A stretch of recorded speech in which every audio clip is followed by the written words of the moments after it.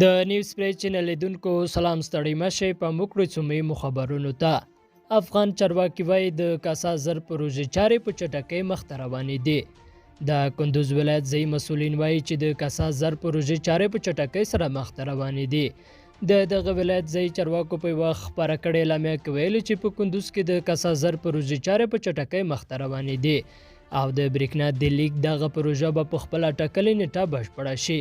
کاسا زر پروژه د تاجکستان او قرغیزستان 1300 میگاواټه افغانستان او له لارې پاکستان ته لیږدوي.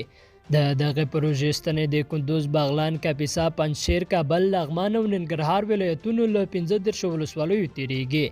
د پروژې ټول لګښت 240 میلیونه ډالر ښودل شوی او ټاکل شوی چې تر 2022 کال پورې چارې بشپړې او ګټه اخیستنې ته وسپارل شي. د ملګرو ملتونو امنیت شورا سبا د افغانستان پر وضعیت غونډه جوړوي. د راپورونو له مخې ټاکل شوی چې په دغه غونډه کې د افغانستان په اړه د ملګرو ملتونو د امنیت شورا پر وروستي راپور بحثونه وشي او د دغه هیواد وضعیت وارزول شي. سرچینه کاږي چې تر ډیره به د سولې، امنیت او ترهګرۍ ضد مبارزې باندې خبرې وشي. د ملګرو ملتونو د امنیت شورا په راپور کې راغلی چې په افغانستان کې د ګڼو پرمختګونو ترڅنګ په تیر 2008 کال کې امنیتي وضعیت خراب شوی دی او د امنیتي پیښو کچه کې 10% ډیروالی راغلی دی.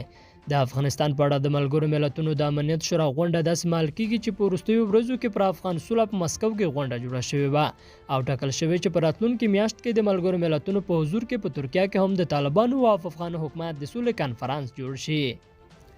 او بهرنیو چارو وزارت وایي د ترکیې پولي تاثیر ما 4 افغان کډوال مړه شوي. بهرنیو چارو وزارت د یوې اعلامیې په خپرولو سره تایید کړی دی چې د ایران او ترکیې ترمنځ پوله باندې 4 افغان کډوال خپل ژوند بایللی دی. اعلامیه کاږي د کډوالو د ایران او ترکیې ترمنځ پوله باندې د سړې هوا او سخت طوفان له امله صبر کړی ده. لیدونکو له ملته مننه ښې چارې